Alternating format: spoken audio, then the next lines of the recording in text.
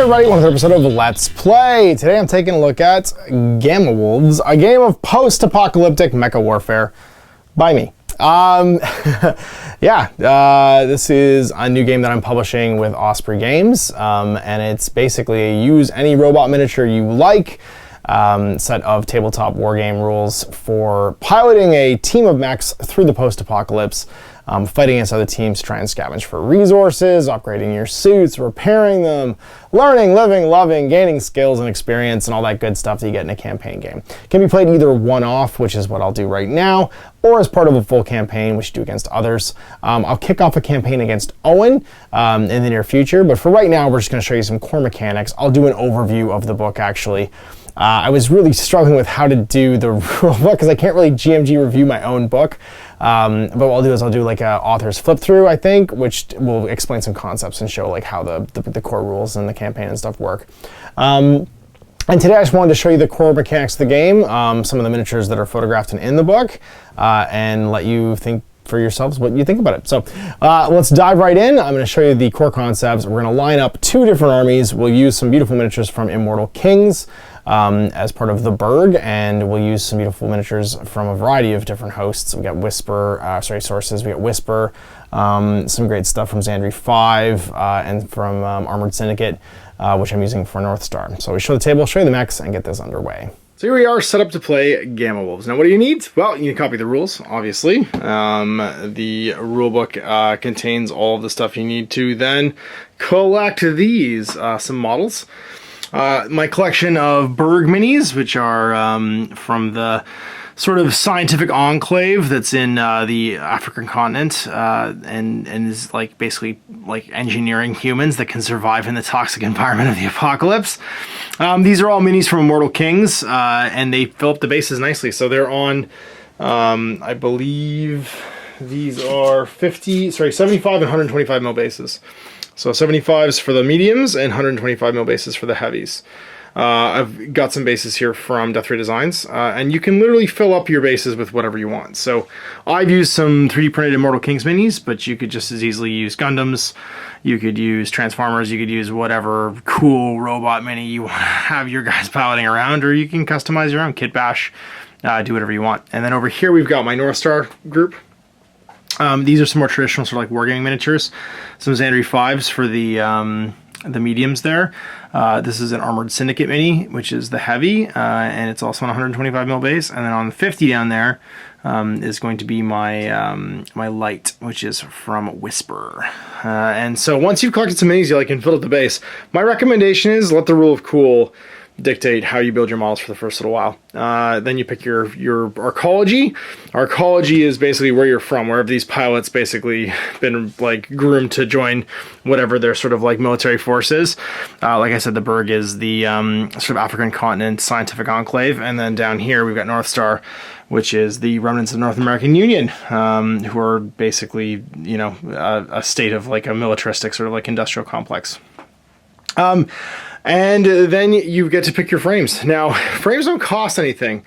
If you want to give them something that isn't legs, you might have to pay material costs. If you want them to have like jump jets, to be on tracks or wheels, or to have like a multi-limbed like crawler kind of like profile, it might cost a little bit of material when you go to deploy them on the table. But for the most part, you can just pick who you want to have. And what happens then is the bigger a frame you're in, the more your weapons and gear cost, because obviously size does matter when it comes to being able to carry an autocannon. And this autocannon is obviously of slightly different effectiveness than this autocannon. And so that's where you're going to have your budget to actually equip these guys come from. And so you do have to pick a bit carefully, and the number of pilots you have will be based on the training level. So the training level is rookie through to veteran that you can take, and you can also nominate someone to be an ace.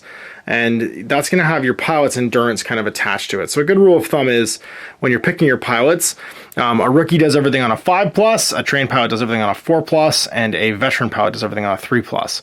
And they cost kind of an appropriate amount. So it's 2 pilot value for a rookie, 3 for a trained pilot, and 4 for a veteran. You have 12 pilot value in a standard one-off game, which is what we're playing right now. And that means that you can take a mix. But some Arcologies will have different mixes. Like, for instance, you can never have more veteran and trained pilots in a North Star team than you have rookie pilots, because the attrition rate in their military is insanely high. But in exchange for that, you can take shots on the rookies. If there's another rookie pilot in lockup, a veteran or trained guy, they will use them as distractions, and those models will take damage and basically block shots and make it a bit harder for the opponent to hit the veteran.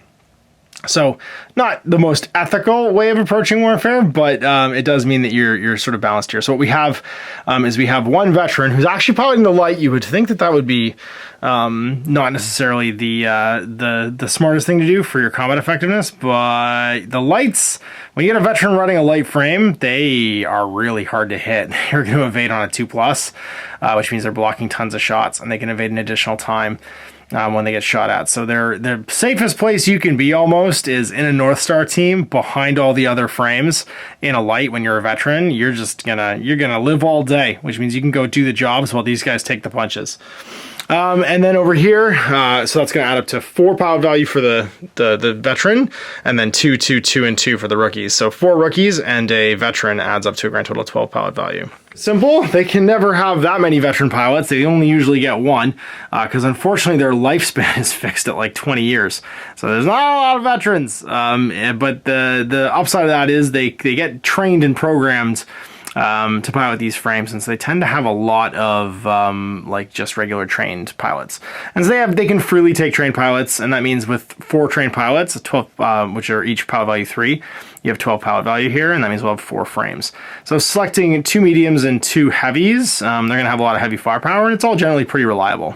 What these folks get is that when their bodies of their frames crack, their pilots don't take damage from the soup outside. Now, normally during every cooldown phase, if you are in a cracked frame and you are just a regular Joe Blow, you take an injury to your pilot. That will reduce their effectiveness and slowly kill the frame, because once the pilot gets to 3 injuries, they die.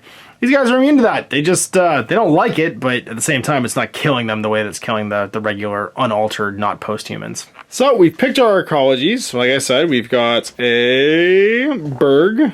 So we have 0 to 1 veteran pilots, no veteran pilots, 0+ trained pilots, and 0 to 1 rookie pilots. We've got 4 trained pilots, we're fine. North Star over here, 0 to 1 veteran pilot, we got 1, up to 2 trained pilots, and 1+ rookie pilots. So with 4 rookie pilots and a veteran pilot, we're good to go. Frame preference, again, they can have up to 1 heavy frame, up to 6 medium frames, up to 2 light frames, so we're inside that as well. And with 2 heavies and 2 mediums, we're fine for our frames for the Berg. So with our pilots picked out now, and again, we don't need to fill out pilot cards. We're not doing a campaign game. We're just playing one off. We'll know that all their stats are 5+, 4+, and 3+, and we can just mark their pilot injuries. We're going to go on to selecting our frames and propulsion. Now, everyone here has a walking frame, so no additional propulsion cost. But if we were to take jet propulsion, a light would pay 24 to your material when you deploy them, mediums 30, and heavies 50. Same multi-limbed, 20, 30, and 40, and tracked 15, 25, and 30. Tracked frames tend to get more movement, but they have a hard time turning and moving sideways, and they move and evade. Multi-limbed will always kind of stationary in the gunnery phase, so it's great for rifles, which will get to reroll hits if they don't move, and also artillery that can't move and fire. And then jet allows you to make jet maneuvers, and you can burn your additional reserves to move vertically and horizontally. So when you make your move, you burn an additional reactor to do it. You can go up the same amount that you go forward, which is super handy for light frames especially. So let's start spending our material budget of 500 now on some loadouts. So we'll start with you, Chief. You're the light with the veteran in it. We're going to give you what you're armed with. So you've got an autocannon and a melee weapon. So a melee weapon for a light costs 10, an autocannon costs 20, which puts our material budget up to 30. Now, the other thing to consider is the weight. A weight of those 2 items for a melee weapon is 2, and for an autocannon is 5. A light can carry, oh geez,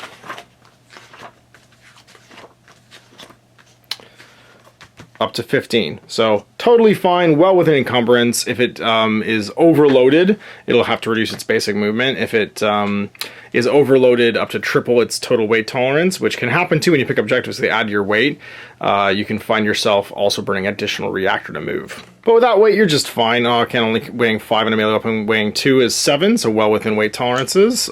But it means that he'll only go to overload probably if he picks up an objective. Cost us 30. So here we've got a rifle, a whatchamacallit, primary, sorry, and those are 2 primary weapon systems. You got a primary system, and a secondary system on the mediums to choose from. So for the medium frames, if it has the secondary system tag, it means it can go on a shoulder hard point. He's got a rifle, which is this guy, 40. He's got a rotary cannon, like a little like SMG, which is 20. And then he's got an anti-tank missile, but I don't know if we'll pay for it or not. We'll see if we're close. We'll just call it empty if we don't have the material to do it. Because we got to move on to the big guy. The big guy's got 2 autocannons and a linked anti-tank missile system. So that's going to be 30 for the missile system, 60 because you buy it twice. So 60 for the missile system, and then 2 autocannons that are each 50. So that's 100 material for that. That puts us at half our budget already for just these 3 frames. We're at 250. And this little gremlin, he's got 2 shot cannons, so the little fried cannons, like giant shotguns. They're 90 because there's 2 of them, and they're linked, which means you can fire them separately or together. And he's also got a little rotary cannon, little like SMG there on his shoulder pack, which is 20. Give him some range firepower. Last but not least, there's Torch, our medium. So we're at 360 right now. He's got 2 lasers, which are 45 each for 90. And then he's also got an SMG for 20 on his back. And that means we can afford this guy's anti-tank missile, which is 20. And we're at 490 overall. Campaign game, you can save that additional material to repair damage on your frames later on. It represents the crew chief basically like hanging on to parts and stuff to repair your frames. Or you can use it to buy optional loadouts, like technical loadouts. So if you take a blade of armor for 10, you reinforce all your stuff. You can increase the amount of damage to an area taken by 1. So for every 10 you spend, you can make somebody's frame a little bit tougher, basically. But you also add to the weight. It adds a weight. So we'll do that to Chief. We'll just make his body 1 tougher to make him slightly harder to hurt. And that'll take us to an even 500 when we spend all our material. So this frame crew is ready to go. And I go with the Berg crew. We've got autocannons on both the mediums and rocket packs. And then everyone's got an eye lasers. They both also have lasers.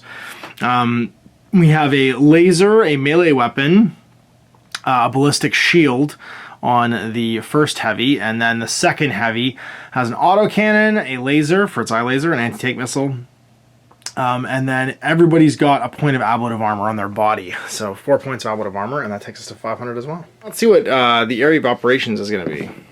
It was a broken wasteland. The crews are picking their way through largely rough terrain with large spars of broken rock. This area might have once been inhabited. So set up to 6 to 9 pieces of terrain in the area of operations, at least half which are impassable terrain that blocks line of sight, to a large frame in your collection.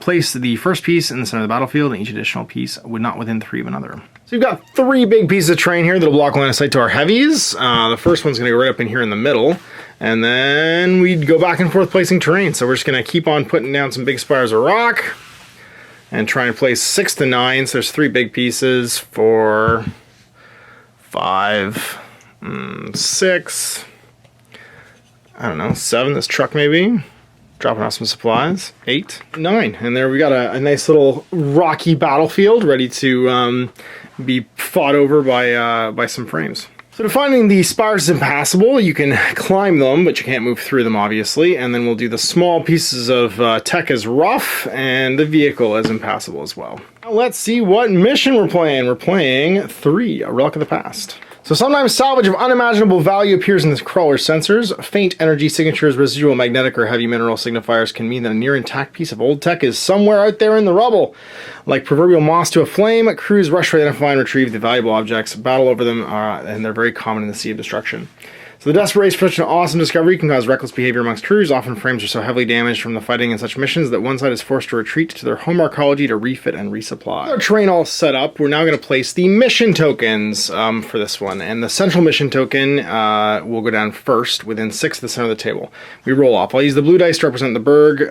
The black and blue dice represent the North Star and all our roll-offs for this. So North Star wins, and they get to place the mission marker on any part of the table, not in impassable terrain, within 6 of the middle. So we'll put it over here next to, oh, let's say this truck. Maybe that had the cool relic from the past in it. Approach vectors haven't been decided yet, so obviously you want to place the rest of them. Both players placing 1 at a time, up to a total of 5 in this particular mission, in a standard mission. Anywhere on the table within 14 inches of the center of the area of operation, not within 6 of another mission token. So they tend to spread out. So we'll put 1 over here. They can't be within 6 of each other. It's within 14 of the center, so I'll put another 1 over here, and the last one we'll tuck into this guy. The table all set. This central token is the Relic of the Past. It's worth additional rolls in a campaign on, actually, you know what, we'll mark it off by being a different color. Ash, you should have thought of that initially. It's worth additional rolls on the old tech table in a campaign. So it's one you really want to fight for. And so now we're into rolling for approach vector. Again, we've got the Berg winning this time. They're going to choose this table edge. This will be their line of advance and retreat, and they're going to set up back and forth all of their frames within 8 inches of that table edge. In the game of Gamma Wolves is a bit different from normal miniature games. Your opponent doesn't know typically what you set up until they can see it. So what you want to have in addition to your frames is just bases of the same size, and that represents things appearing on the frame sensors. So they get to pick their side, but they got to set up first as well.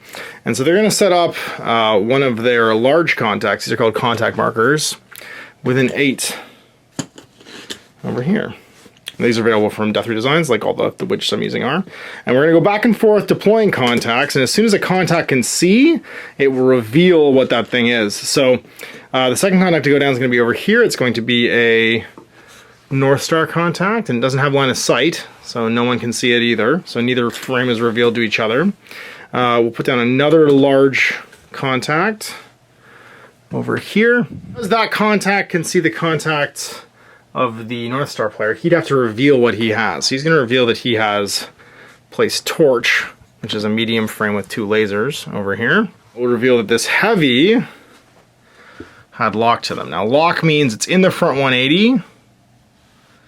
There we go. Of the target to each other, they can see each other. Not fully obscured by impassable terrain. To deploy them, I'm also going to deploy down my little base huggers here that'll manage their stress. Just a handy way of not piling tokens next to the model when they appear. So back to the North Star crew, and they're going to drop another medium frame down over here, which will see this heavy and reveal it to be the second heavy Berg frame. There's another rookie pilot. Up with here is kind of an anti-system where both players go back and forth deploying things until all frames are down. Deploying another medium contact over here, not appearing because it can't be seen. They can maneuver around as contact markers until they actually get seen by an opposing model. So it actually does kind of still obfuscate what the frames are for a bit. So dropping down another light frame this time around. That's just going to go in the open because it's pretty hard to hit, especially when you only have a melee weapon. It'll be cheap. Medium contact over here, it's obviously going to be in line of sight. Light also having line of sight to this medium means that it will be revealed. It's going to be a heavy, dropping down over here, in line of fire, so no need to place a contact. And then one more medium. And over here with Chief, just to keep him safe. And both teams are now deployed, which means we got to assign our war clocks for the game to both players to see how much they have basically in time and energy in order to try and get as many of these salvage tokens as they can and fight each other. Standard war clocks are 40 for a game of Gamma Wolves, and that means that basically when you reduce reactor stress, your war clock's going to go down, and that's the amount that you have until you hit 40. Before the game ends, you have no fuel left, and you have to go back to your crawler, or you're going to die. So pilots aren't going to stay on the table if they're going to choke to death, basically, in the Sea of Destruction, and the war clock kind of represents how much fuel you're burning while you're fighting, energy resources that could get you back to your crawler alive. All right, so now Gamma Wolves happens in phases, and with both war clocks set to 40, we are ready to begin. Now, the phases are pretty simple. First, you're going to determine initiative, so he goes first. And that's the team that has the least frames in contact. Now, that also gives the team that's taken a lot of damage over the course of a game kind of a front foot. They get to act first in the maneuvering phase. But in this case, it's going to be the team that has the least frames, because there's 4 frames on the Berg team and 5 on the North Star team, and all of them are in contact. They all have someone who can see each other, meaning that initiative's going to go to the Berg. They have the least frames can be seen, and they're the smaller team needing to coordinate. In the maneuver phase, this is where you tend to burn your reactor resources. Both players go back and forth, nomming a frame and then maneuvering it. Now, heavy frames are going to maneuver 4 inches each time they maneuver, but they have a heavier reactor. They have a reactor load of 6. Which means that 4 times 6, they can move 24 inches a turn if they want to burn the reactor like crazy. Medium frames have a reactor of 4 and move 6 inches every time they maneuver, and the light frames have a movement of 8 but only burn the reactor twice. So if you think about it, every time you maneuver, you also trigger incoming fire. The smaller your reactor is, the more efficient you are, the less times you actually get shot at potentially by your opponent spending his finite resource of pilot value, which is pilot endurance, which means their reaction back. So in this phase, we're burning reactor. In the next phase, we're burning your pilot's endurance, and you can use them in either phase to do things. So you could actually use your reactor to power weapons like your eye lasers, which all these guys need to be able to shoot. And you can also use your endurance over the course of a maneuvering phase to snap fire when someone maneuvers in front of you. Easy stuff first, we're going to maneuver with this little frame. Now when you maneuver, you can make a number of turns equal to the amount you can maneuver divided by 3. Or should divided by 2 rather. So if he can maneuver 6 inches, he can turn 3 times. You can maneuver anywhere in your front arc though. So he's just going to walk his 6 inches over to here. He's going to pivot, just be able to see these guys. And that'll be his first reactor stress. You have to maneuver a frame if you're eligible to, and as soon as you maneuver, you trigger all of the incoming snap fire if you want. So with only 2 endurance on these rookies, they're probably not gonna do a lot of snap firing. They're also really inefficient when they do it. But this little guy with 4 endurance could snap fire a whole bunch. He's at terrible range though, and he can't really hurt these guys with his snap fire, so he's just gonna sit still. So no snap fire incoming, we're not gonna burn any endurance. And it's over to these guys to maneuver. It's a red reactor stress. We're going to use the red Death Ray Designs tokens for that, but this guy's maneuver as well. He can maneuver 6 inside his front arc. He keeps his facing when he maneuvers. So head up to here. He can turn up to 3 times. He'll pivot once. Gain a reactor and be done. Now, lots of options to snap fire here, and I think we're actually going to do that because these guys are trained. He's going to gain a pilot stress in order to snap fire back. And what I tend to like to do with these base huggers, I put the pilot stress on one side, the reactor on the other, and they kind of light up like LEDs, which is cool. So he's gonna shoot. Now when he shoots, it's a test. Every test is 3 dice. And again, we'll use the blue, plus the bonus dice given to you by your weapon. So his is 3 dice plus the bonus dice that he has for having an autocannon. Gives you 3 dice. Now you get half your dice. You're always considered to be outside of optimal range when you snap fire. So normally you get 3 bonus dice. He's only gonna get 1 because it's half rounding down. And it's an opposed test because when you're maneuvering, you automatically count as evading. Now we've got a test pool built. Cool. So a gunnery test is going to use your gunnery skill. His gunnery skill is 4+. This fella is going to be using his maneuver skill, which is 5+ because he's a rookie. We roll both dice pools and we compare the number of successes. Now there are some bonus things here. If he was in a heavy frame, he'd be -1 to his dice rolls, which would suck. If he was in a light frame, he'd be +1 to his dice rolls, which would be good. If he's in a medium frame, no additional bonuses. Now, Mr. Medium here has a autocannon, which has the assault special rule. His 6s turn into 2 successes. Now, other things that can happen is if you can draw an unobscured line between both sides of the base to each other, which unfortunately you can't in this case, he'd be fully exposed. You make him a sitting duck, and he'd get +1 to hit him. But he does not. So it's going to be 4+ successes, 5+ successes. Let's see what the pool looks like.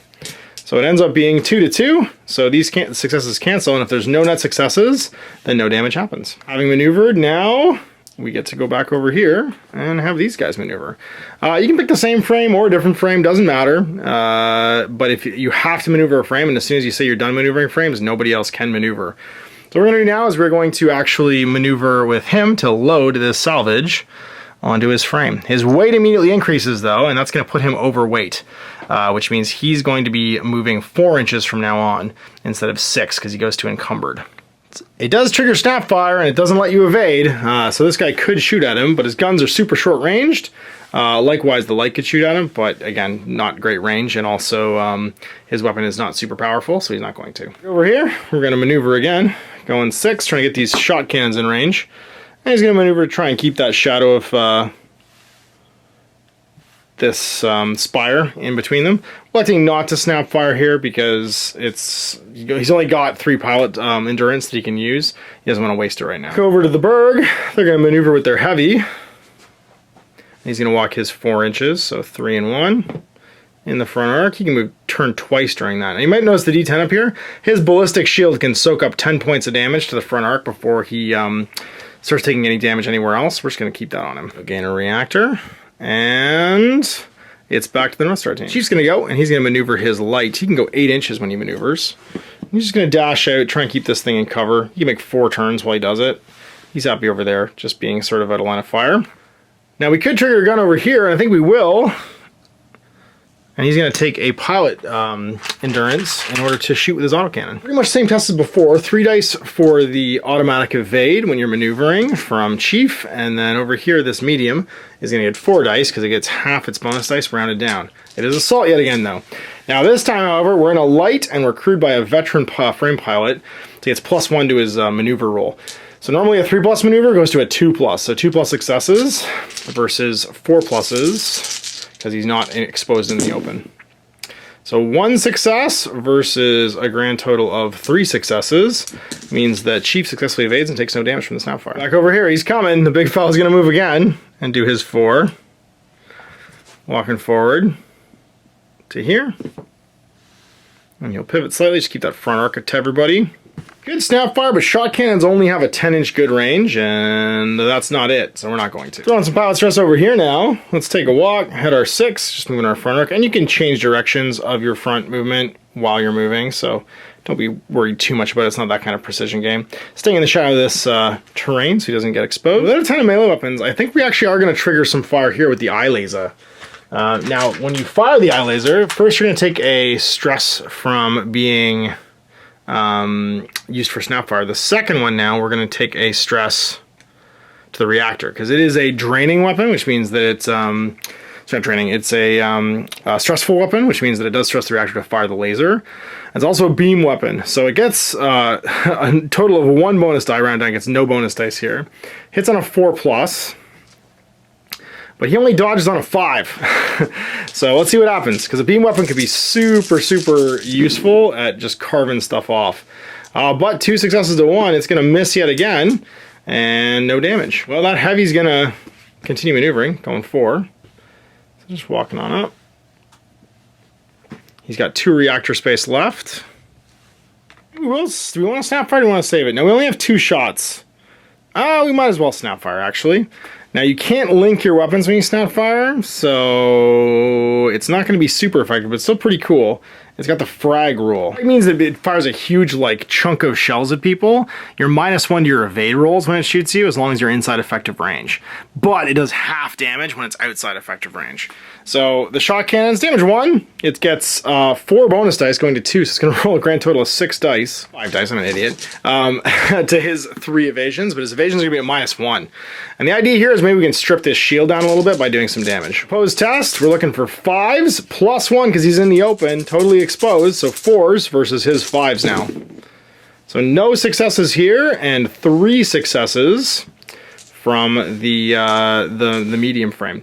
So what that means is with 3 successes, first you're going to roll your location. Now, you could actually spend successes to see where the shot lands, but it's going to be impossible during a Snapfire to do that. So 2 means that this heavy has been hit on his...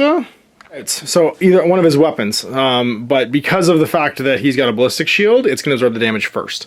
So when you take your number of net successes, you multiply by your damage. So 3 successes at damage, shot cannon, which is 1, will mean that this goes down to 7. He gains a pilot stress for having Snapfired. Back over here, start maneuvering this fella. He can go 6. He doesn't love being exposed, but it's not the worst thing in the world, because this shot cannon's out of long range right now. Not opting to Snapfire anywhere over here. It's back over to the North Star team. A reactor over here. This medium's going to maneuver. Head up 6. Try and get to this all-important, valuable relic. Another one over here for the reactor, stressing the medium. Going to move into range, but wants to be outside optimal range. So he's going to move down 6 and stay outside of 10 of this medium. So with their numerical advantage and kind of deciding if they want to keep maneuvering, the North Star team decides it's going to put some reactor over here and start moving this heavy. You can move 4. It's going to try and stay not exposed. So moving up 4 to here, to that other heavy. The Berg deciding, well, you're pretty much a sitting duck if I move left, so we won't Snapfire. We'll save our endurance to shoot later. And he'll see that and raise you as well, moving up his 4 to here. Now, continuing the dance, the North Star Heavy is going to move to here and just sit next to this token. And the Heavy bides its time as it has so many shots. Another reactor will allow him to pull this token aboard, and that will slow him down, so he's only moving 2 inches now, triggering Snapfire anywhere. Looks like we're going to go reactor hot over here to move forward. Going 6. Oh, going 4 actually now, because he's encumbered. So 3 more. Like that. I'm throwing caution to wind. This medium's going to move up and just try and get into awesome shotgun range to fight the other medium. Doesn't hurt to attempt to now back up and keep him out of range. So only moving half rate backwards, stepping back 3. He'll draw him back. The medium over here, deciding he's going to move to cover, but also to touch this. Maybe deciding not to snap fire because he's only got 2 pout endurance left. Already sitting at 1 endurance. They're pretty much just waiting to fire all their guns now. We'll max out his reactor to bring the Relic of the Past aboard. Opting to snap fire, we'll do a maxed out reactor on him. This medium Berg frame will also dip back again 3, moving his rear arc, bring him out of short range. Chief will take a reactor to dash, and he's going to move in his front arc, pivoting first. You can pivot 4 times, maybe a second time, going 8, and then pivoting and pivoting again. This medium frame will max his reactor, try and bring a line on the Relic of the Past by moving up 4, because he's carrying a objective, but not sitting duck.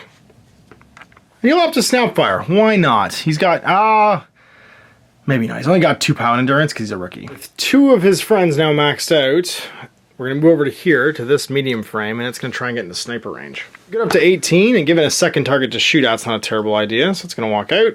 Pivot, so its front arc is facing the Berg Heavy. Opting to snap fire, and that leads us over here to the Berg Heavy. Burn its reactor again to go 4. And head towards some salvage. Worried about being exposed now. This Heavy is only going to be able to move 2 or 1 inch if it moves backwards, but it will. And just dip slightly to the right. Try and stay at a line of, open line of fire. Here comes the inevitability. Another reactor stress to move into base contact with this objective marker. You get flanked, Torch is going to move out. Walking his 6. Pivoting first slightly. Staying in front arc, going 6. And then pivoting twice more. To save some reactor to fire his 2 lasers. Heavy's going to burn again to pick up this objective, this mission objective, which is going to be putting him overweight now as well, which means he will slow down to 2 inches a turn, rather. And that leaves us without a lot of options. So max reactor, not maxed, but maxed if it wants to fire its lasers. So I think he's going to burn again, just to make sure that this Heavy can't get to him. Moving 1 inch. He's overloaded and doesn't want to be in the open, which is exactly where he wants him to be. So moving 2 forward. He's just going to stay behind this piece of rubble, but try and move in on the Heavy so you can see him. Now leaves our only option another inch of movement from him before we have to commit with the frag cannons. In front arc, moving 2, getting 1 pivot. The Heavy's going to move forward and turn. And we're down to brass tacks. Moving 6, we're going to try and hunt this fella. But we'll pivot just to make sure that our front arc isn't too exposed to the Heavy. You don't want to save some of that reactor to fire his laser, so he's going to take 1 reactor and just take a step, going 4. He has a 3 inch melee range. He could go 4, he could pivot once, go up his 4, and then pivot again, and he'll be all done. With maxed reactor, and wanting to fire his lasers, the North Star player doesn't really have any options here. So he passes, and that means the Berg player could, if he doesn't want to fire his eye laser, do something with the 2 Heavies, but opts not to. Pass from the maneuver phase into the gunnery phase, and this is where we start with the player with initiative taking a shot. Just like you can shoot during the maneuver phase, you can evade and actually dodge during the gunnery phase and move as well. So it's not like everyone's stuck where they are. But we're going to start with this Heavy, and he's going to try and lay the smack down with his melee weapon into this little guy.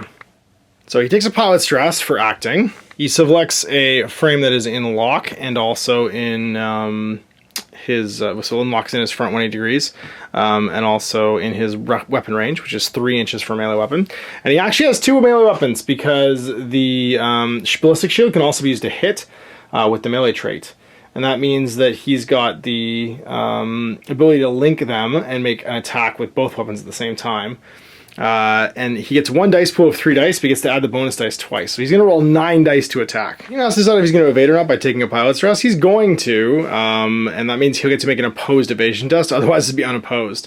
So that's going to be a pilot stress on him. He'll get to make a 3 dice maneuver test versus, because it's a melee weapon, a maneuver test from the heavy. So 3 dice maneuver test on 5s versus a 9 dice test because he's linking his 2 melee assets. Versus plus his 3 dice pool, and also he's in the open. He's exposed, which means +1 to hit. So it's going to be on 3s versus his 5s. With, I mean, imagine this giant hammer landing on him.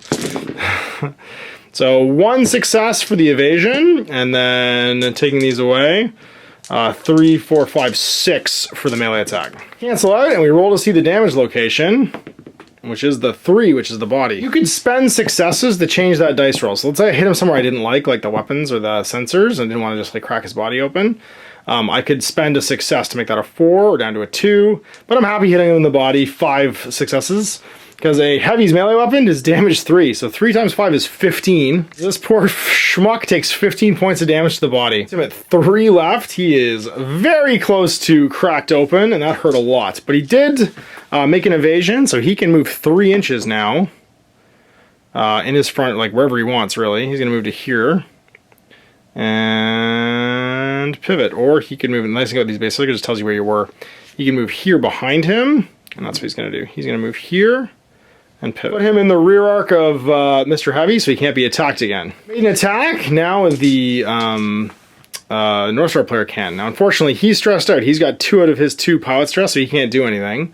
We can do some stuff over here, so could the Heavy, so could Torch, the laser guy. What we're gonna do, we're gonna have our medium, take a reactor stress and a pilot stress to fire his lasers. Now each weapon system can only be fired once per round, so he's gonna link them and shoot a single time. Or he could fire them separately. He's going to fire them separately in this case because it makes him test more, and he might get an unopposed shot that way. Reactor and a pilot stress, and he'll fire 1 bonus dice. He's in the, not quite in the open, actually there's some stuff in the way. So it's not going to be in any kind of bonus to hit. So it's on 5s with 4 dice. Now, do we want to try and evade? I think we're just going to suck it up on the Heavy over here and not evade because he wants to use his pilot stress to shoot. On 5s, a 4 dice shot, looking for at least 1 success. He gets no net successes, unfortunately, and that's it. He misses. So a 4 dice pool, looking for 1 net success. He gets 3, and that means he'll be able to adjust the roll. So a beam weapon does a big amount of damage. It's a laser. Does 5 damage, but it doesn't multiply by your number of successes. So you can freely use your additional successes to move it around and scalpel at the part you want. It's the cool thing about lasers. So where does it land? 5, which will be the body. Do you want to do the body? You want to try and soften arm. Start chipping away at the body. So 5 damage to the body. Back over to the Berg player, and they'll attack again. It's going to be this little fella. He's going to take a shot with his autocannon into him. Nice base pool, plus 3 autocannon bonus dice. He has no ability to evade now, so he's just taking it as he dives towards him. Oh my god. So 2, 4, 6, 8, 10, 11 successes. Because, yeah, he gets to count those as 2 because he's got an assault weapon. On 3s too because this guy was exposed in the open. And that means that we are going to be able to move the dice kind of wherever we want. So does it hit the body? It hits the sensors, spending 1 success to make that a 3, so it hits the body. And then 10 net successes left times 1 damage makes that 10 damage. There's only, how many remaining? He had 3 remaining, so 7 overflow into the body. The pilot takes more than 3 injuries, and this mech goes inert. So there's a chance that it could explode on a 6. It does not. Damage there, and the war clock is immediately reduced by 4, so from 40 down to 36, as this guy's reactor stress is taken away. Back to the North Star player, we'll try and take a shot over here using the rifle. Actually, or maybe the anti-tank missile. Yeah, the anti-tank missile into this Heavy. So this is a side arc attack. He's not in the front, so he's +1 to hit. So he'll be hitting on 4s. And yeah, we'll drop the anti-tank missile into him. With that anti-tank missile being dangerous, he is going to try and evade with his last pilot stress. He has 1 bonus dice, taking him to 4 dice versus 3 evasion dice. In optimum range. And that's going to be 1, 2, 3, 4 successes versus 1 success.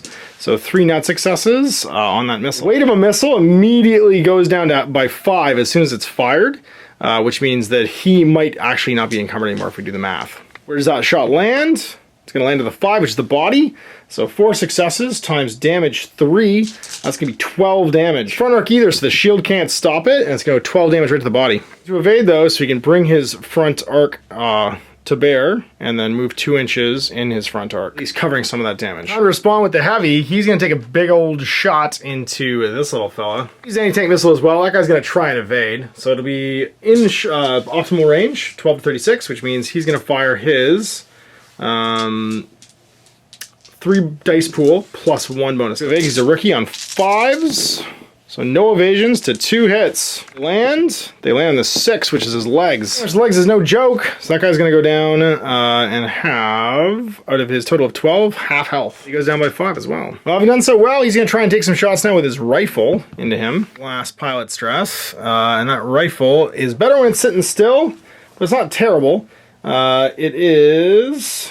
This dice taking him to 5 on 5s. Shot is the rotary cannon, which would give him 8 dice, but only half damage. But it's got assault. I'll fire the rotary cannon instead. Actually, that's more what a rookie would do. So that's going to be a grand total of 8 dice. Dodge. So he's just taking it. It is assault. So 6 is counts 2 hits. Plus 1 to hit. Actually, not plus 1 anymore because he's not in the side arc. So on 5s, 6 is counts 2. 1 success, half damage rounding down. So it's half a point. You have to get to a full point, do some damage. So the ballistic shield just eats it and nothing happens. Well, we're over to here now. And this little guy could take a shot if he could see anybody. But unfortunately, there's silhouettes in the way of everything. So I think we'll go over to here. And he's going to take some obscured shots with his assault rifle. Or his autocannon, rather, into him. 3 bonus dice to his 3 dice pool. He can't evade, so it's just happening now. Shots are going through. Oh, 2 bonus hits. So 2, 4, 5, 6, 7. Lands in the...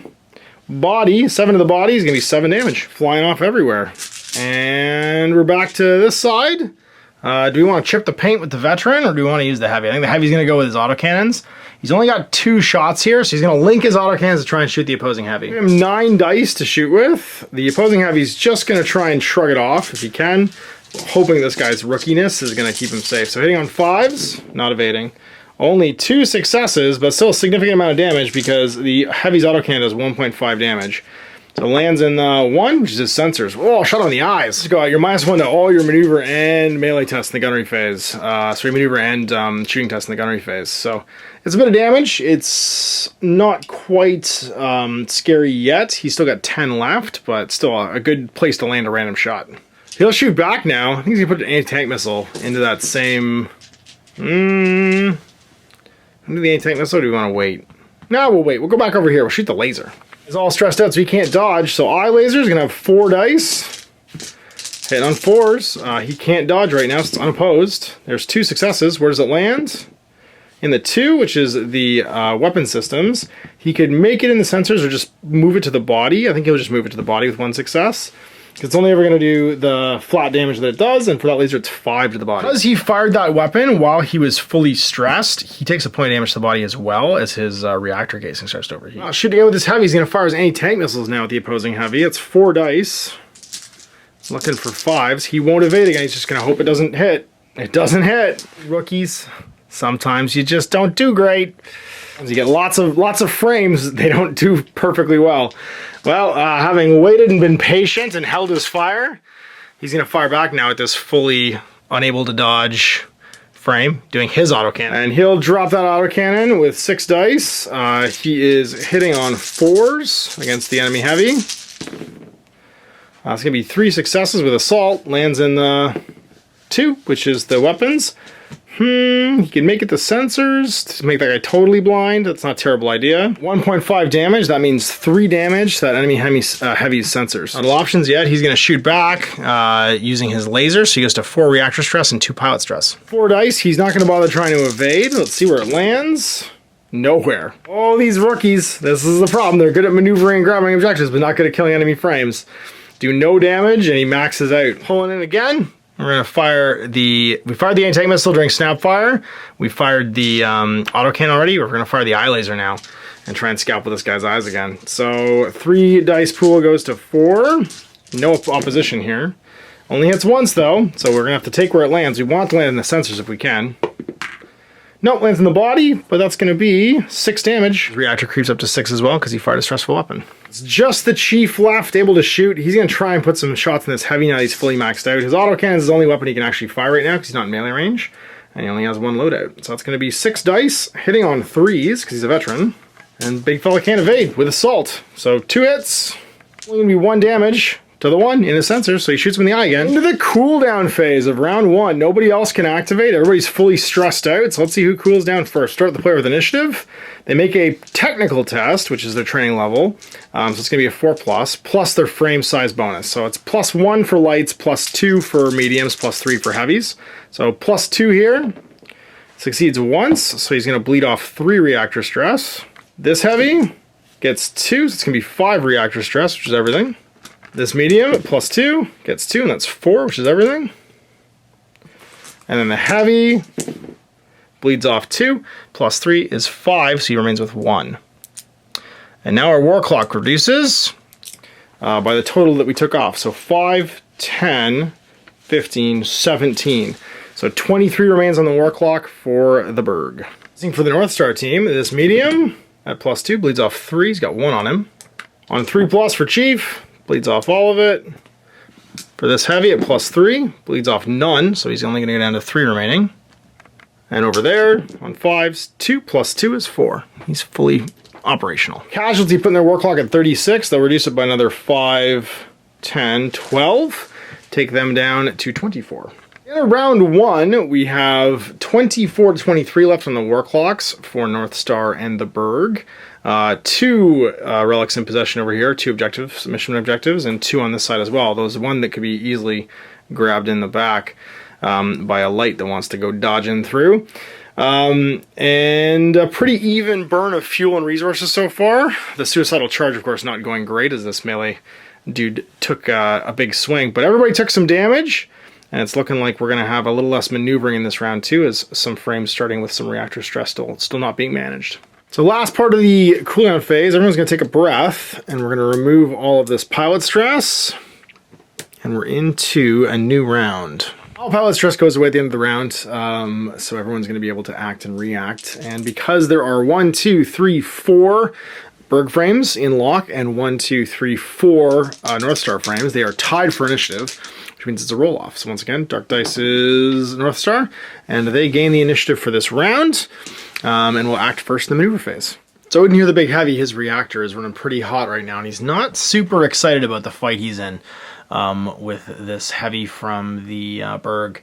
He's pretty dinged up, his sensors are all getting cracked, and he's generally not excited about the amount of damage to his body, but he's still in the fight, so I think he's gonna bide his time a little bit. He could maneuver right now. Our other options, of course, are Chief, but Chief just wants to kind of get moving.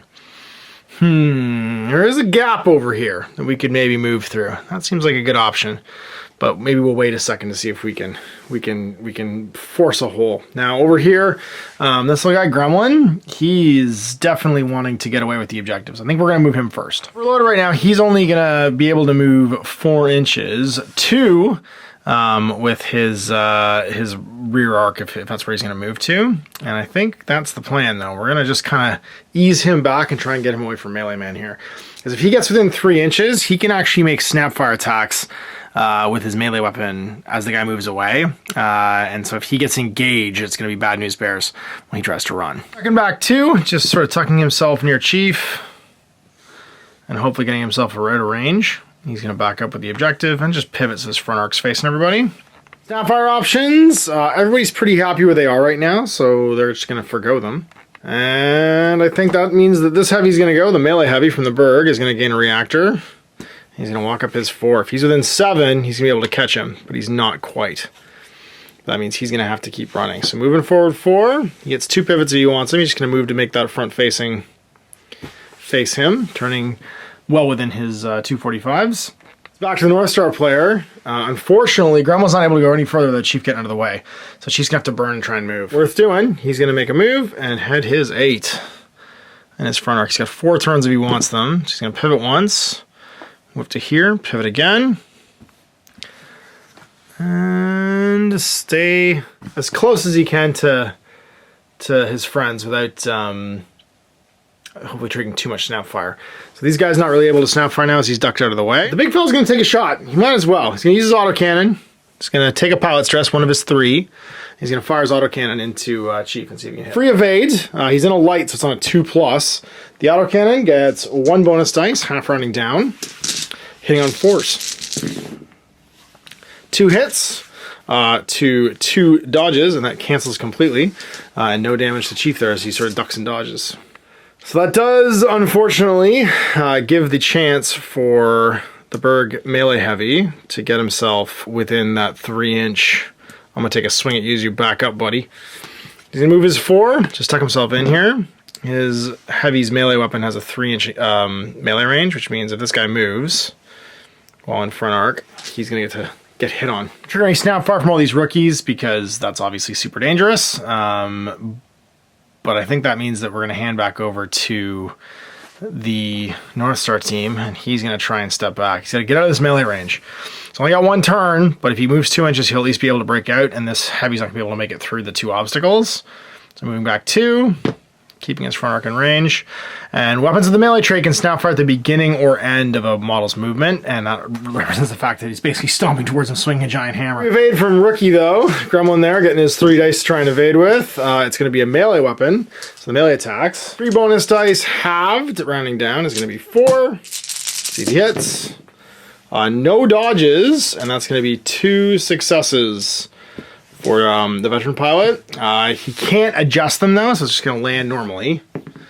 And the 5, which is the body, but that's 6 damage to the body as he slams him with the hammer. Exactly enough to cripple his body, which means the radiation's leaking in. Now, something bad might happen. There could be a critical effect on a 6. No. Detonate his reactor if it got too bad. So that's a pilot stress on him, as he's now taking a swing with his weapon. But it's back to the Berg to try and maneuver.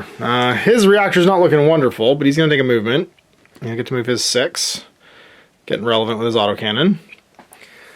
He's going to take 3 pivots. So he's going to go 1, 2, and then he's going to move in his front arc 6, ducking over here, whoa, and then 3 to pivot again. That's going to get him moving towards this objective that's unclaimed. So with him starting to bleed out, things are looking pretty good. And that means I think we're going to start moving sideways with this heavy. So again, unburdened, he can move 4 inches, but it'll be 2 inches sideways or back in the rear arc. So that's what he's going to do. He's going to try and get himself to the point where he's able to go 2, back like this, and then pivot and start moving around things. Not gonna trigger any snap fire.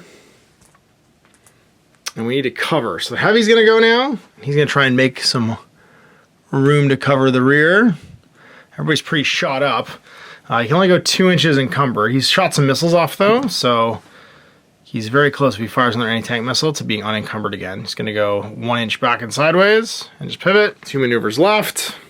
No snap fire in return from the Berg. Another one over here onto this medium. He's going to walk up 6. Heading over, just heading towards that objective. Try and load it on later.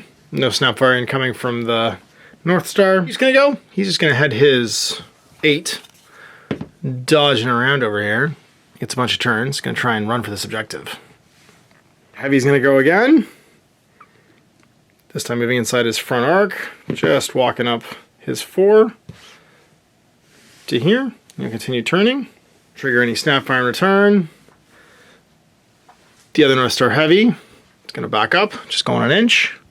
He's going to have to count on being able to fire first to do some damage here. Just going to back up 1 inch and pivot and try and run and gun. This medium is going to finally take a point. He's only going 4 though, because he's encumbered right now. So up to here, he gets 2 turns. He's going to pivot to be able to see Gremlin. We're just feeling pretty good. He just wants to maneuver. He's just going to go sideways. He can go 3 inches sideways and back. So he's just going to kind of wrap around and hug this. Blocking the way, the Berg Heavy's just going to kind of dither. He can go 2 inches sideways and back. Berg right now, though, it's just going to be 1 inch. Just kind of close the gap here on this rock. Gremlin's going to run it, backing up 2. Trying to keep terrain in between him and his enemies. Moving towards the cover of his heavy. And another one on the melee heavy. He's going to keep on walking. Going his 4. Up to here. And then he'll make up 2 pivots. Medium's going to probably take 1 more. Try and get the heavy in the open. And he wants to save 2 reactor stress to fire his lasers. This Berg medium is going to walk his 4 again. Just staying in cover. Just Odin with 1 reactor point left, who really wants to maneuver because everybody else pretty much redlined. And he'll back up to again try and cover the retreat of everybody else, going an inch. Berg heavy, he's pretty happy where he is, but he'll advance his 4 up to here and then pivot twice. Everyone else is kind of happy where they are, so they're just going to sit still and bide their time. Maneuver phase over with both sides deciding to pass, not wanting to burn any more reactor on torch there so he can fire his lasers, and everyone on the Berg team that has reactor remaining, the heavy and the medium, feeling pretty good about where they're standing. So the player with initiative, once again, is going to be the North Star player, gets to fire first. Options here, we have Odin the big heavy, who can go first. He's redlined, but he's got all of his ability to fire, so he can fire a weapon. He could fire his autocannons linked, and he'll still have a point to evade with. He can also fire his anti-tank missile. And what are we going to do first? I think he's got 2 shots left with his anti-tank missile launcher, and his autocannons he can fire linked. We'll probably do the linked autocannons into the opposing heavy. Lock, he's in optimum range, and so that's going to be 9 dice on 5s. The assault rule means 6s are double hits. So now he can choose to evade, or he can choose to have his armor try and soak up this damage. His body's pretty jacked up at this point. As are his sensors, but he's going to try and weather 1 more round without evading. 2 pilot stress remaining, or endurance left. That means if he wants to fire his missiles, his laser, or his autocannon, he's got to save this and just take the damage. So let's see how we do on the roll. Oof, 2, 4, 5 successes. Open because zone light is blocking part of the view. And so with 5 successes, let's see where it lands. In the 3. So you can do 5 times 1.5 to the damage. So that's going to be 7 because it's rounded down to the body. Or you could try and adjust this to do it into the head. Points, we'll make that into the head, which would make it 3 successes, which would be 4 damage. There's 5 remaining on his sensors, 6, 7 remaining on his sensors. So it wouldn't quite blow his sensors out. So you're just going to do the damage, do the 7 points. A chunk of armor having flown off there. With the pilot stress placed, he's all done. Well, we're back over to here. I think this medium's going to open up with his autocannon, or we could have the heavy open up with his autocannon. I think the heavy's going to open up because he's going to try and hit Chief. He's going to dodge and return. Try and twitch out of the way. So firing with his autocannon, that's 6 dice with assault. So double hits on 6s against Chief's dodge. Now Chief has +1 to dodge. So he's got 3 chances on a 2+ trying to evade this. He's a veteran for a 3+ maneuver, plus he's got +1 for being in a light frame. So that's going to be a grand, and he's in the open actually, so he's hitting on 2s against Chief right now, because Chief's just like exposed. So that's going to be a grand total of 6 hits, 5 successes, and a double hit. And Chief got 2 back, so that's 2 dodges, 2 evasions. That means he's going to have a net of 2 successes, actually 4 successes. So where does it land? To the weapons. He can drop 1 of his successes to make 5 successes and have it be in the body, which is probably what he's going to do. 5 remaining successes times 1.5 for being a heavy autocannon. That's going to be another 7 points of damage to the body. He's in with 3, but it does mean he can maneuver and try and get out of the way. So he's going to pivot. He's got 2 pivots right now during this dodge and go 4 over to here. Not quite make it through the rough terrain. Damage to be able to make the free movement during the gunnery phase through his evade. He's going to try and duck in and get this objective. Back to Team North Star. They're going to fire again. This time I think we'll have the heavy go again. Use his last endurance to fire his anti-tank missile launcher into the enemy heavy. Almost out of 4. Now he's really not liking the idea of taking this, but again, he wants to fire that laser and try and kill Chief. So, or his missile launcher. So he's just going to sit there. He'll be no opposed dice, and we're hitting on 5s right now with the heavy. Ooh, so it's 2 hits. Where does it land? In the sensors. 6 damage to the heavy sensors, and that's going to give almost a knockout. He's got 5, 6, 7, 8, 9 left. He's also going to become unencumbered now because the weight's going to come off for that second missile and offset the 10 points of weight for the objective having been picked up for the salvage. Which is cool because it's going to speed him up slightly. But he's all done because he is maxed. His reactor's redline and he's at 2 pilot stress for being a rookie. I think we fight fire with fire, and we're going to drop this. Instead of shooting Chief, who might just get by, he's going to fire his anti-tank missile into Torch. Planning on using his lasers linked, he'll freely use an endurance to try and evade and get away from that. And it's going to be 3 base pool plus 1 for the missiles into his 3 dodges. He'll be hitting on 2 or 3s though, because he is in the open. 3 dodge dice versus 4 shots. These hitting on 3s, these dodging on 5s because he's a rookie. So no dodges and 3 successes from the missile. Where does it land? Lands in Torch's body, and that's going to be 9 damage because it's a ×3 damage multiplier. I'll also go to unencumbered because that second missile will take the 10 points of weight off that objective costs. Gremlin's going to take a point now to take a shot, and he's going to shoot into the heavy over here with his anti-tank missile launcher. He can only really fire its eye laser, so he'll dodge because he's got 1 endurance left after that, and then I'll give 3 opposed dice. So 3 opposed dice. The missile launcher gets 1 bonus die, so 4 to 3. Let's see what the pool is. He's a rookie, but I guess he's not quite in the open. The bases are slightly obscured by this piece of terrain. So that's going to be on 5s to his 4s to evade. Sorry, 5s to evade because he's in a heavy. So that's going to fail. Sorry, those 2 are going to fail. And that'll succeed, and it's 1 to 1. He will, however, go unencumbered because he's shot his second anti-tank missile, and that's going to take the weight of the relic off. And he'll get to move 2 inches during that evade, creeping closer. Which could also creep up 6, I forgot, during that evade. Try and flank. Well, back over here, I think we're going to have this medium take some shots with his assault rifle into Gremlin. Still has his rifle left. His body's cracked, though. If he takes 3 damage, he's going to die. So he's going to try and evade as well. So active 3 base pool plus 3 for being an assault or an autocannon rather. To his 3 evasions. So on 5s because he is a rookie, on 4s because he is a trained pilot, and 6s count as 2. So 1, 2, 3 to 1, 2. He'll cancel 2 of them, take 1 hit. Times 1 is only 1 damage to the sensor. Evade 3. He can go turn if he wants, and then go 3 laterally.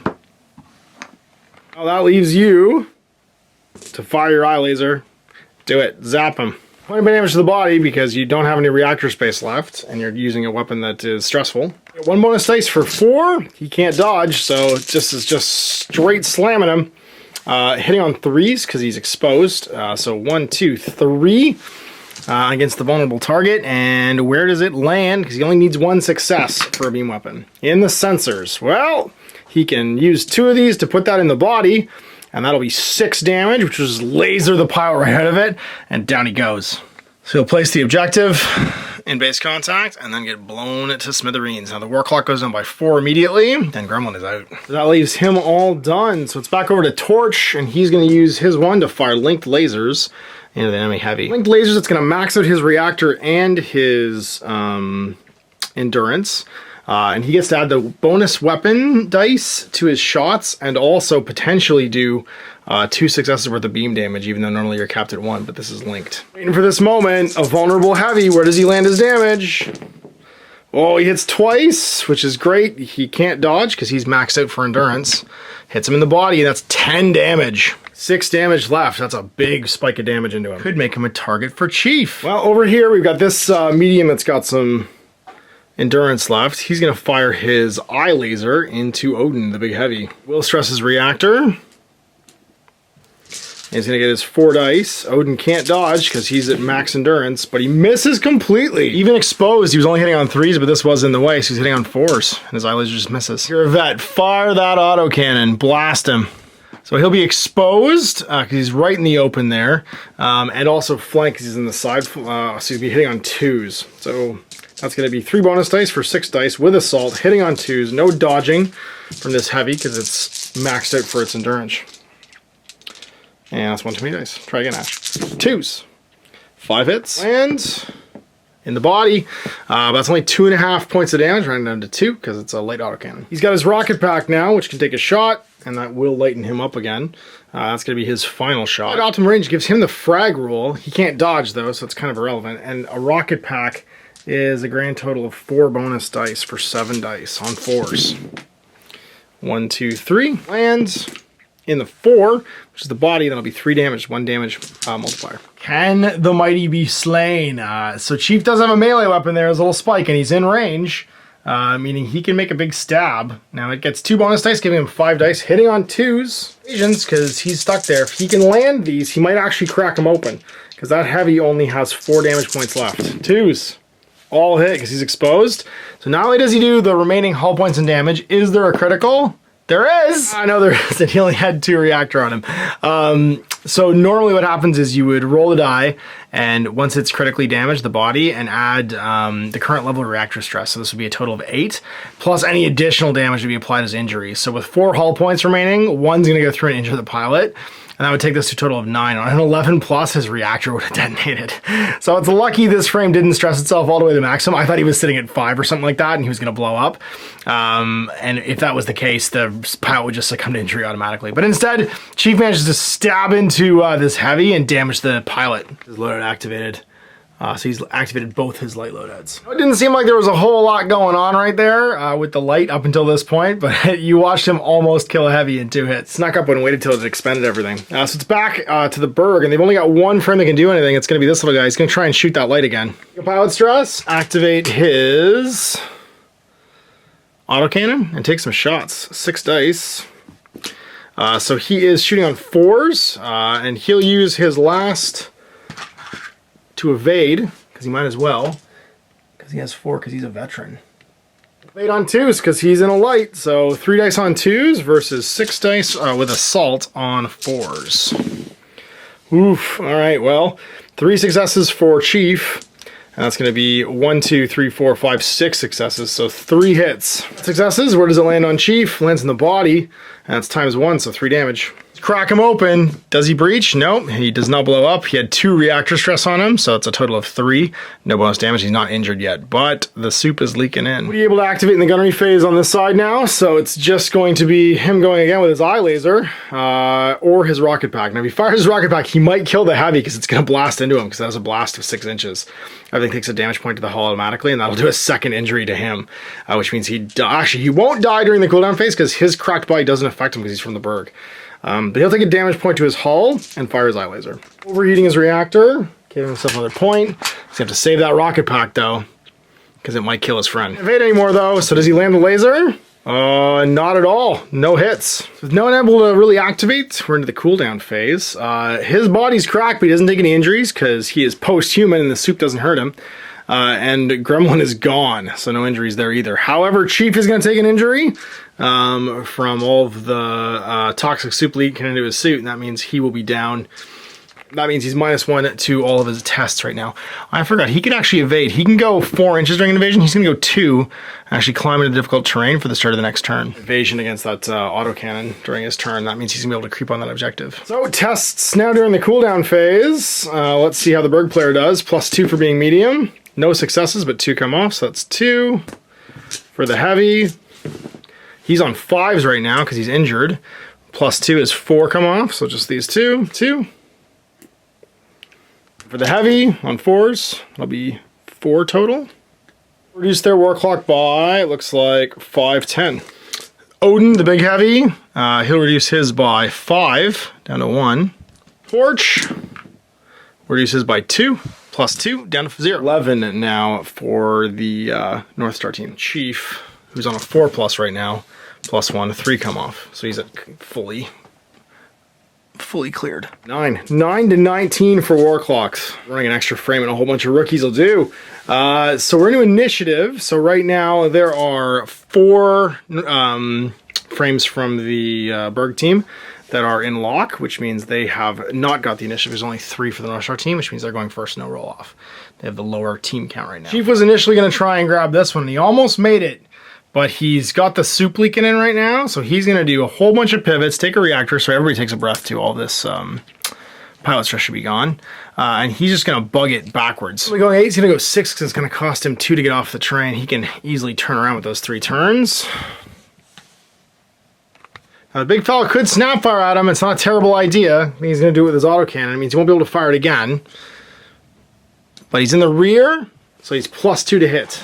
The injury, that means it's a 3+ to hit with his autocannon. He gets a free evade, though, on 2s, because he's in a light. So that's 3 evades versus 5 hits. So 2 net successes. Where does it land?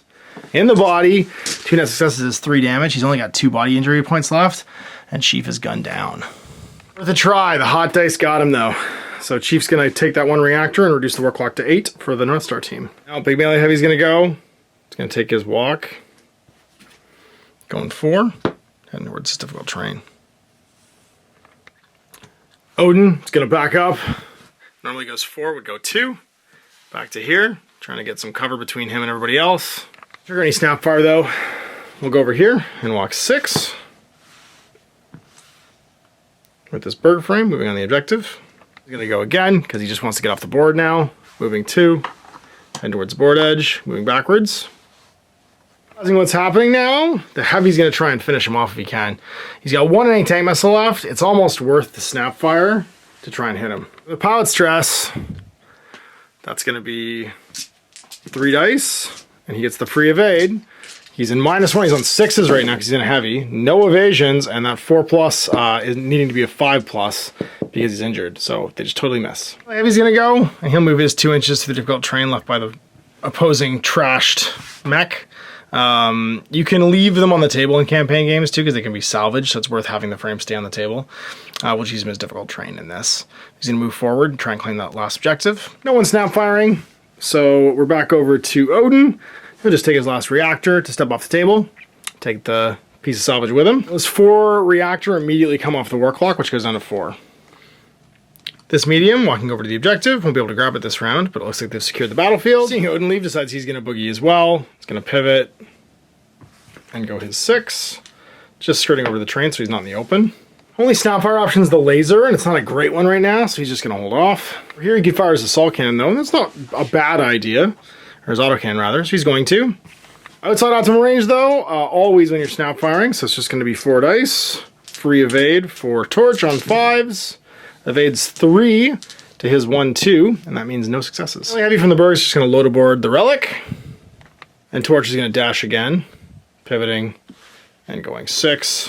In the open now, the heavy is going to try and clock him with his eye laser, so he'll take a reactor and his last endurance to do it. He dodges versus 3 shots, bonus dice having on a 0 because you round down, but +1 hit for being in the open, so back to 4s.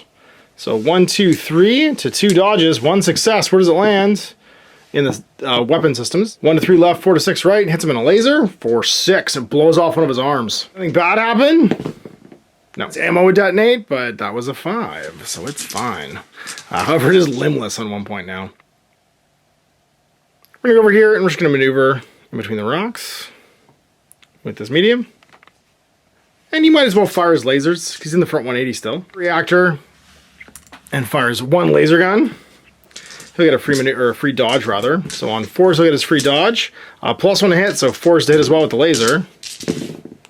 So 1, 2 to his 1, and that means he will get hit with the laser in the 4 body. 6 health left there. He was pretty cracked open. But that means Torch can go, and he's just spent his last reactor to pivot and walk 6 off the board edge. War clock to 0, but they've also cleared the zone, which means they've abandoned it to the enemy. And they will be able to claim all but 1 of these salvage markers, including the Relic of the Past. So 2 heavy frames managing to escape, or sorry, medium frame and a heavy frame managing to escape. Nobody cracked open. Chief getting gunned down, unfortunately, although almost took out this heavy, which would have drastically changed the game on this side, because he would have been able to dash through and grab those zones. The initial push, of course, getting blunted by some huge melee swings over here by this Berg heavy, but everybody's super damaged. He's 2 injury points on his pilot away from being dead, and his casing is cracked open, so any additional damage on him potentially could have killed him. He as well is 6 points away, and even though his shield is still operational, those flank shots from that frag cannon damn near took him out as well. So while there's still 4 Berg frames operational on the table, they are all horribly damaged and smoking, and they're going to need to use a lot of the parts they gained from these objectives in a campaign game to repair their frames and hopefully be able to put everything back together again. The game war clocks would have been pretty close actually. Because the frames exited, they went to 0, but for this big fella, that would have been 3 because he failed completely. For him, 2 because he's +2. For him, all 4. And then finally for the heavy, it would have been +3. So another 1, so 5, 6, 7, 8, 9, 10 down.